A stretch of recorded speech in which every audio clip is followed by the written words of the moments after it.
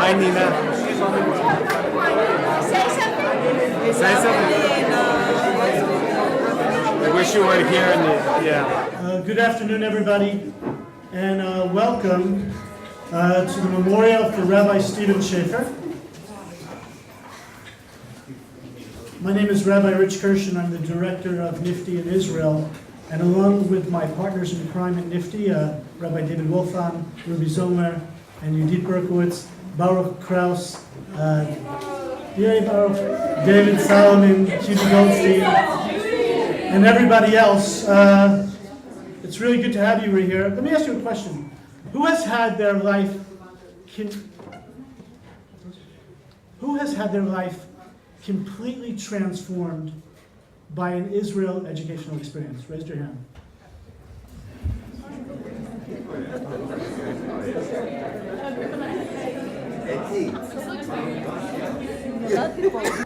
I never met Rabbi Stephen Schafer, but the work that he did and the dreams and visions that he had transformed my life and the lives of all my friends. And my children don't know it, but their lives as well.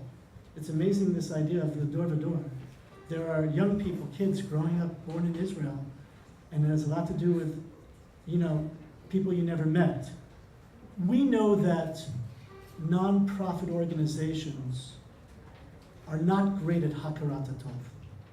We're busy, we're running around, we're scrambling. And I can say for NIFTY in Israel this year, we have 2,700 young people coming through our offices. It's a lot of people. And it's not a vacuum, it had to start somewhere. So this afternoon, we're actually going to put on the brakes for a second and stop running around and scrambling and running programs like we are today with EIE. Can you give it up for EIE? Really one of our best programs. And we're going to stop, reflect, and what did Descartes say? He said, I think, therefore I am. But what did you say?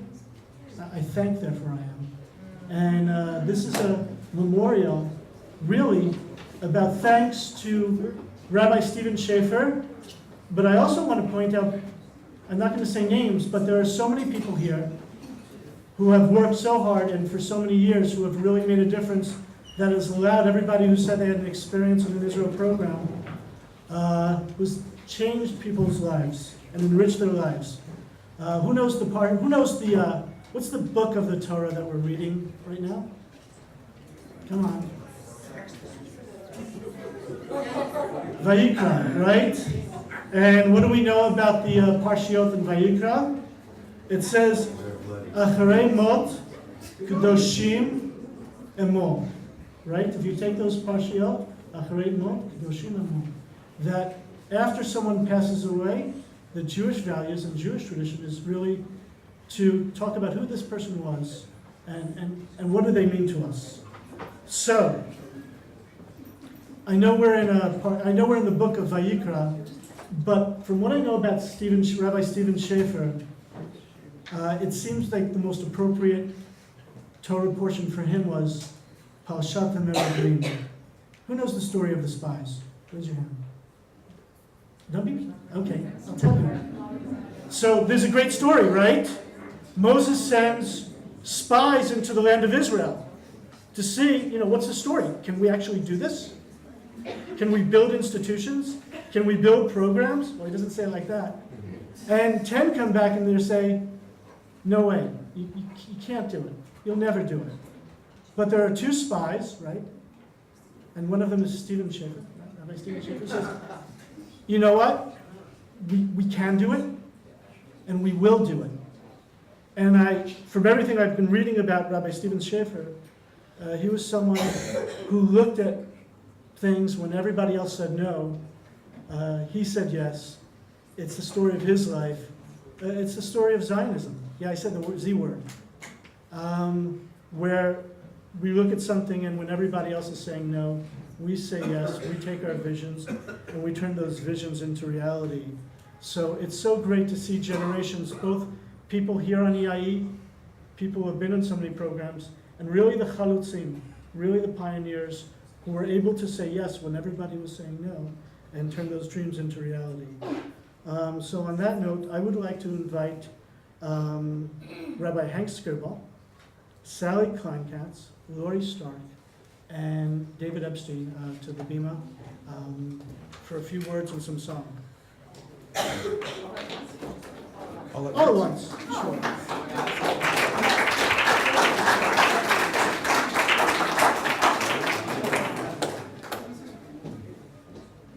Rabbi Stephen Schafer, Zichrono Livracha, was born in 1927 and raised in Philadelphia. During World War II, he was a sergeant in the United States Navy Seabees, the construction battalion.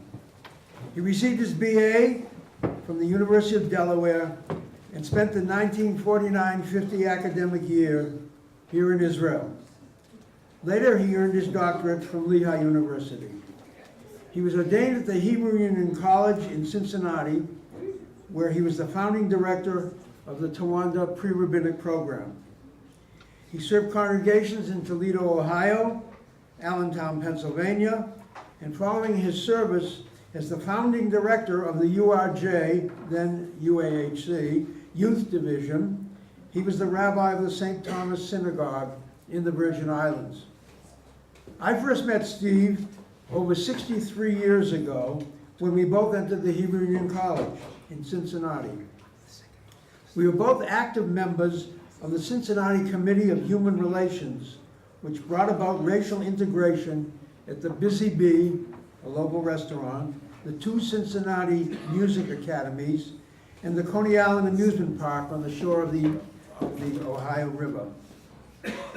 I can still see Steve up in the trees in Versailles, Indiana State Park, where I assisted him when he was installing a temporary public address system for the first Ohio Valley Federation of Temple Youth Conclave in 1951. During the ensuing years, we met fairly often in New York, Maryland, and of course, all over Israel. I found Steve to be courageous, and I never saw him buckle to pressure to cut corners or fail to stand up for what he felt was good and ethical. Steve spoke quietly. I never heard him raise his voice, but he could make his feelings known quietly and effectively. He had a wonderful wry sense of humor, and I still tell some of his jokes, prefacing them with, I heard this one from my buddy Steve Schafer. Life certainly had its tough moments for him, as well as complications, but he was able to carry on efficiently and effectively. Like our common mentor, Rabbi Sam Cook, Steve avoided the limelight. He preferred to work behind the scenes. I still remember how much Steve did personally to ensure the founding of Kibbutz Yahel, but he, Alan Levine, I, and a handful of dedicated kibbutz leaders remained mostly out of sight during the dedication of the kibbutz, leaving the photo ops to others. Steve was compassionate and loyal. He was my successor as director of NIFTY and its overseas programs. Only he had other parallel departments, camps, and college students added to what became known as the Youth Division. We had a memorable meeting in which he told me that he was totally committed to youth in the abstract, but he left it to others to work in the trenches. He said that with our work in Israel, he saw his mission to see that good creative programs would not falter due to lack of funds. He kept his promises and never let us down. He saw to it that the youth division had shlichim. He worked on all the nuts and bolts of our kibbutzim and the mitzpeh. He ran interference for us with the UAHC staff. He was the great enabler. Without his vision and effective work, we would not have had the success that we did. He spent most of the summers in Israel. He and Nina would always live with the Levines, first at Ben Shemen and then in Rehovot. He was careful with public funds and did not spend them on stays in fancy hotels and the like. Susie and Alan loved him. Often I would be driving with Alan, who was in deep thought. Then he would simply say, "Steve is great." And I would say, "Yep." Steve had many friends who loved and respected him, from IDF General Yaakov Elazari to Abi Nathan and his peaceniks, as well as kibbutznikim of all shades. In short, he was a mensch and a dugma ishit. Steve made real what for many of us would remain fantasies. He was, among other things, a pilot, a ferry captain in St. Thomas, a member of Abi Nathan's crew on the peace ship, a farmer in Maryland, a university teacher, an investor, and a craftsman, and much more. During the past decade, we were pleased that Steve was comfortable, and we fantasized that a cure and a positive treatment would be found. Now he's at peace, but he lives on through the tens of thousands whose lives he touched in meaningful ways, as well as those like yourselves who will work and continue on the foundations he laid. May his memory be a blessing. Amen.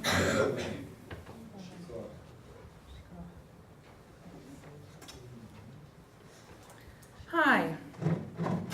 From 3rd grade through youth group, Rabbi Schafer was my rabbi. You know what I mean? Do you guys have people you say that are your rabbi or your teacher or something like that? A little movement of the head will indicate that whether that works for you.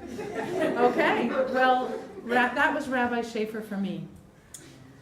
He was the role model, he was the leader, he was the one who had a profound impact on my life. In thinking back, I realized his success was realized three aspects of who he was for me and my generation. Rabbi Schafer represented for us, and I hope that you and EIE will think about this as well in terms of the people that mean this to you. Commitment, high standards, and inspiration. Commitment. All of us knew that Rabbi Schafer was committed to community, study, and Israel. He never explicitly told us. He didn't have to, because he lived it and he modeled it. Many Sunday afternoons, we began our weekly youth group meetings with a study session led by Rabbi. Through his intriguing lessons based on Jewish texts, he taught us the Jewish ethical perspective, supplying us with the Jewish lens on which we based our Tikkun Olam projects and lives. Then we called it NBN, Naaseh V'Nishma. These lessons have influenced my deeper connections to Jewish community, social justice, and communal responsibility, and that of many others to this day. High standards. Rabbi Schafer had high standards and taught us by his example that if something is worth doing, it should be well thought through, and we should strive for excellence. Every youth group activity had a higher purpose, with the social aspect being fulfilled through making a difference in this world together. He called on us to respond with our very best, and we tried our hardest to rise to his expectations. And lastly, inspiration. For me personally, becoming confirmed at KI in Allentown, Pennsylvania with Rabbi Schafer in June 1967 was a pivotal event in my life. Shavuot immediately followed the Six-Day War. Rabbi Schafer had called the 20 of us together as 15-year-olds and 16-year-olds at one of our last rehearsals and told us that we may have to lead the service for the congregation without him, since he was preparing to come to Israel to fight in the war. It blew us out of the water.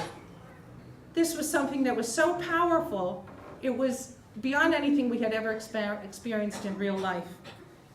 And so without knowing it at that time, that moment, along with a really big rally at JCC, eventually led me to decide to study in Israel for my junior year of college, which eventually led me to making Aliyah in 1985. The group of kids, the 20 of us, the 15 and 16-year-olds, were very seriously influenced by this event because 10 out of the 20 of us became professional Jews. Rabbis, educators, cantors, and the others founded Jewish camps like Ramah Darom and other congregations. So out of the 20 of us, most of us were so powerfully impacted that we continue to give the gift that Rabbi Schafer gave us. I want to leave you with these messages and hope that in some way each of you will be inspired to seek your own areas of deep, meaningful commitment. Know what you stand for and pursue it passionately.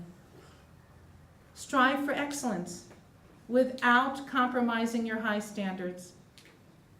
Consciously seek out role models and Jewish sources of inspiration and prepare yourselves, you EIE people, to serve as inspirations for others. And in this way, we will all be making a blessing out of the memory of Rabbi Schafer, Zichrono Livracha. Shalom. My name is Lori Stark, and I'm a member of Kibbutz Yehel. I made Aliyah more than 30 years ago, and Yehel has been my home since. In order to share with you today the Rabbi Steve Schafer, who I'm so grateful to for influencing my life, I hope I'm able to both let you into my head and also into my heart in the next few moments. Not long ago, I was attending a professional seminar in Israel when the lecturer asked us to think of and then describe to the group a person who had been a mentor in our lives. I immediately thought of Rabbi Steve Schafer. The first time I met Steve Schafer, I was 16 years old and newly elected to my Nifty Regional Board. Steve was the director of the UAHC, now URJ Youth Division, and I was just a high school kid. My youth group experience led me to be both a camper and later counselor at camp. And through those experiences as a teenager, youth group, and camp, I learned to love being Jewish.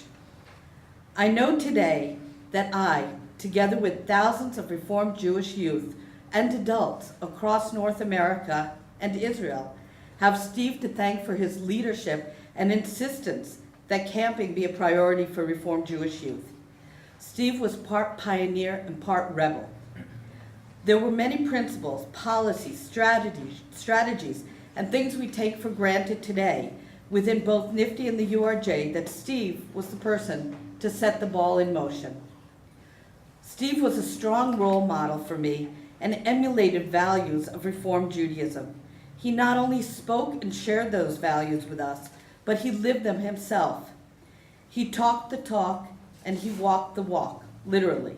Steve's belief in equality between people led him to be an activist in the struggle for civil rights in the 50s and 60s. His passion for social action, tikkun olam, was real and personal, as well as infectious to all of us. He taught us that not only can we change the world, but it's also our responsibility to do so. Steve was a proud Zionist long before it was popular to be supportive of Israel and the Reform movement. With Steve as the director of the UAHC Youth Division, NIFTY in Israel, short-term and long-term study tours began to thrive. Together with Jewish camping experiences, NIFTY trips to Israel became recognized as an important tool in strengthening Jewish identity. Steve brought the first Israeli shlichim to work in the Reform movement, and ARTSA, the Association of Reform Zionists of America, the Zionist lobby of the North American movement, was established through the Youth Division with Steve as the director. Israel was his love and passion. In the early 70s, Steve lobbied support within the leadership of the UAHC for the establishment of the first Reform kibbutz in Israel. That decision was to change my life. It also changed the map of Israel. Steve then set the wheels in motion for the recruitment to and founding of the first Jewish Reform kibbutz. Thus, Kibbutz Yehel was created through the UAHC Youth Division. In North America, he started and supported Garin Arava, the American settlement group to the Reform kibbutzim. That opportunity offered a support group for those planning on making Aliyah together. Today, Kibbutz Yehel and our sister kibbutz, Reform Kibbutz, Kibbutz Lotan, as well as Har Chalutz, are established, vibrant communities and thriving. And it all started with a man who not only had the vision, but had the personal drive, commitment, and dedication to turn dreams into reality. Steve was always behind us 100%. After completing a year of study and work on the Joint Youth Division and HUC College Academic Year program at Kibbutz Maleh Chamisha, Steve offered me a job at the UAHC headquarters to run the Shulchan Aliyah, or Aliyah desk, within the Youth Division. I moved to New York and had the adventure of working with Steve and Nina for the year. Steve worked tirelessly around the clock, literally. I lost count of the mornings I came into the office and they hadn't gone home, possibly catching a few hours of sleep on the office sofa. 8 a.m. in New York is 1 a.m. in Israel, perfectly acceptable hours to wind up the previous day's tasks in the world of Steve Schafer. Susie Levine, wife of Rabbi Alan Levine, who was on the other side of the ocean here in Israel, shared with me some of her memories this week. Quote, "When Steve came to Israel, no one slept. His energy was endless and infectious. When they would take him to the airport for his flight back to the States, they would just go home and collapse." Looking back, giving that amount of responsibility to a then 20-year-old, me, seems unlikely in today's world. But Steve truly believed in the power and vision of youth. In Nifty, we quoted the prophet Joel, "The old shall dream dreams, and the youth shall see visions." By that standard, Steve was undoubtedly a perennial youth, seeing visions and making them into reality. On a personal level, Steve was one of the kindest men I knew. I know he was there for me. Moving me to New York at the age of 20, both Steve and Nina became family. Steve was also one of the most humble men I've known. Wealth and riches to Steve weren't financial, they were ideological. He was truly a kibbutznik at heart, and I'm happy to tell you that Steve, together with Nina, did become honorary members of Kibbutz Yehel. In retrospect, I feel blessed to have grown up in the time in history that I did. I feel blessed for having not only mentors in my life, but true heroes. Steve, Alan, Dick, Hank, David, thank you. Rabbi, teacher, counselor, activist, friend, and mentor. Steve taught me it's possible to move mountains. It's possible to change the map. It's possible to make the desert bloom. It's possible to change the world. I know that in all these ways, Steve has touched my life. He's also touched your lives as well. With love and respect.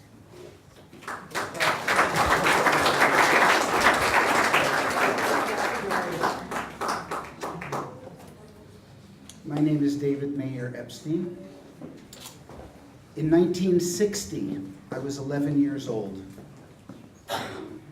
Rabbi Steve Schafer came to Congregation Knesset Israel in Allentown, Pennsylvania. I lived in, and this always works, I grew up in Bethlehem, Pennsylvania, which is right contiguous to Allentown, but different. Allentown was somewhat Jewish, and Bethlehem was the city that Christ was born in, and I was maybe one or two of every person in the class, so that my connection to the synagogue became an important and the only connection to Judaism for me. 1960 was the beginning of the 60s, and Steve Schafer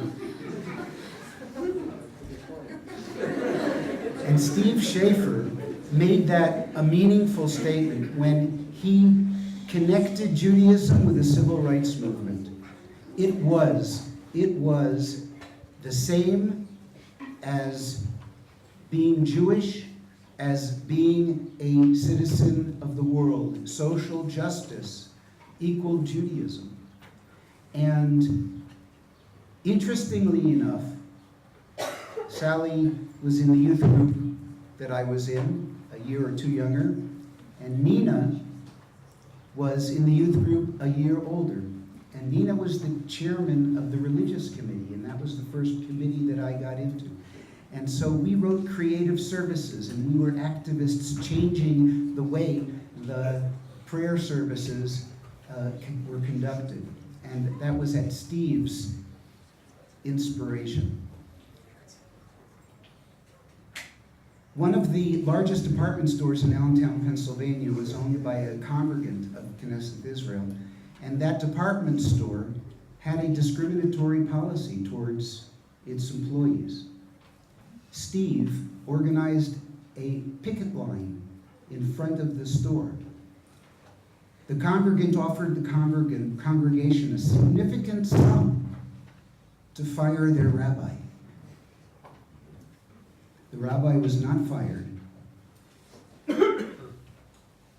Hank talked about ethics. Steve lived it and did it without bli cheshbon, without taking the price into consideration. Abi Natan was not a very popular guy. He was the guy that flew the airplane into Egypt for peace. Steve helped him significantly. For me, Steve was not a mentor, but he was a model. Some people will say that their father was the most important influence in their lives. Some people will say that their mother was their most important influence on their lives. Stephen Schafer was the most important influence on my life. I would not be here but for him. One of the basic pictures I have in mind, excuse me, with the guitar, hello, could you come up? One of the basic pictures that I have in mind is the following song, and I think it must have had a subconscious influence on my profession. I assist nonprofits in fundraising, and Steve Schafer taught this song. Love is something if you give it away, give it away, give it away. Well, love is something if you give it away, it'll come right back to you. You'll end up having more. Thank you, Debbie. It's just like a magic penny. Hold it tight and you won't have any. Lend it, spend it, give it away. It'll come right back to you. Love is something if you give it away. Give it away. Give it away. Well, love is something if you give it away. You'll end up having more.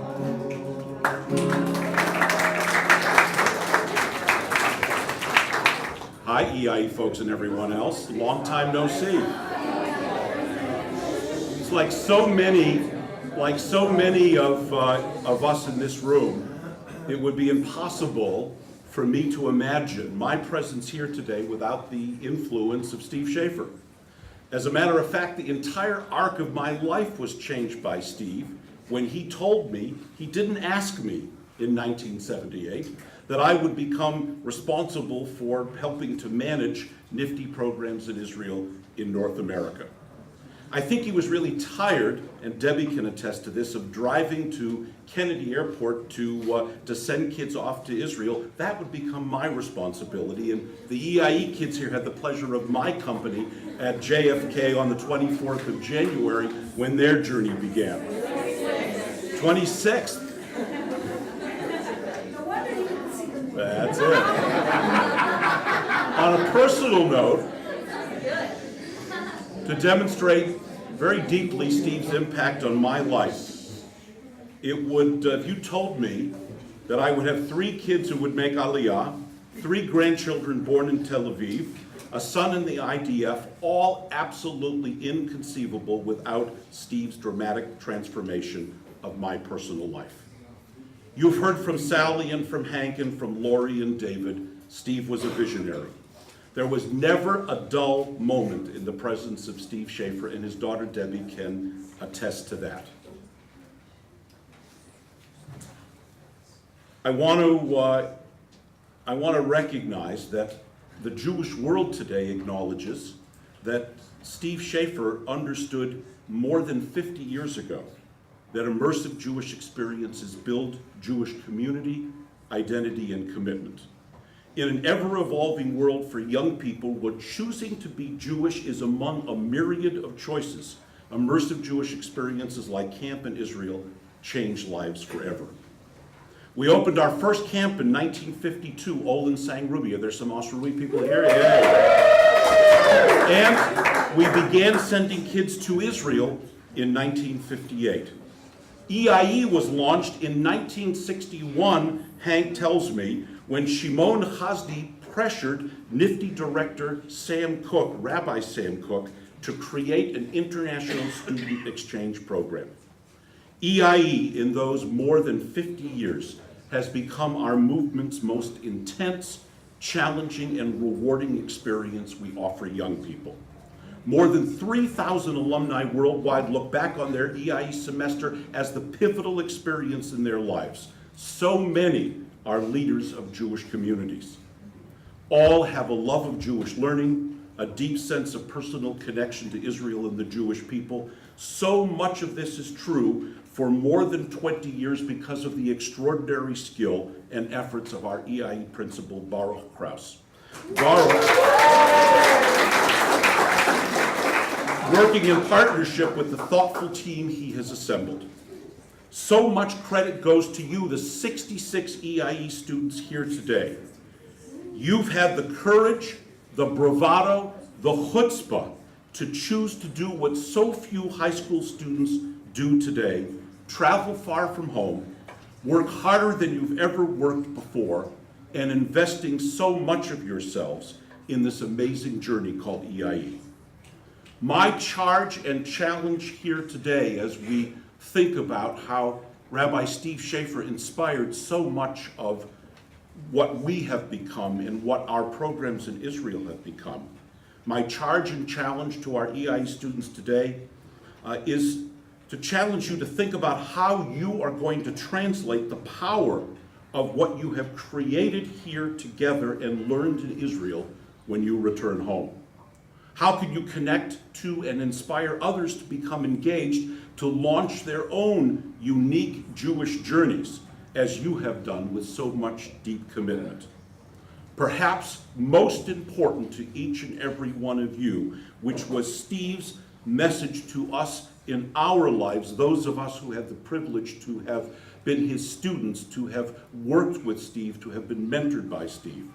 Perhaps most important is how will each of you find your own voice to articulate what Judaism, Israel, and the Jewish people mean to you. It may come as a surprise to many of you, although Rich spilled the beans a few minutes ago, but more people come to Israel on URJ Israel programs in the past year than ever before. Baruch, Rich, Ruby, and Gingy, and a cast of hundreds welcomed more than 2,700 15 to 26-year-olds in the past year on EIE, on NIFTY in Israel, and on URJ Kesher Birthright programs. Steve Schafer, if he were alive today, would be thrilled. Here in Israel, we seek to inspire young people to find meaning in Jewish tradition, in our heritage, strengthening their engagement with Judaism, the Jewish people, and Israel. The kids travel here to have fun, to explore Israel, to make new friends. They return home proud of themselves and their people. Whether they spend 10 days, 5 weeks, or 4 months in Israel, our team here strives to launch lifelong Jewish journeys where our alumni are inspired to live intentional and engaged Jewish lives. Those of us here today who have the privilege of welcoming young people to Israel know that we stand on the shoulders of Rabbi Sam Cook, of Shimon Chazdi, of Rabbi Steve Schafer, Hank Skirball, Alan Levine. We stand on the shoulders of Terry Hendon. We stand on the shoulders of Dov Gilon, Lee Diamond, David Foreman of blessed memory, and Chaim Sharet. Their commitment to kids and passion for Zionism and Israel informs and guides us today, as together we strive to build a future for Israel and the Jewish people. Thank you for providing me with the honor of speaking to you about my boss and my mentor, Rabbi Steve Schafer. May his memory be for a blessing.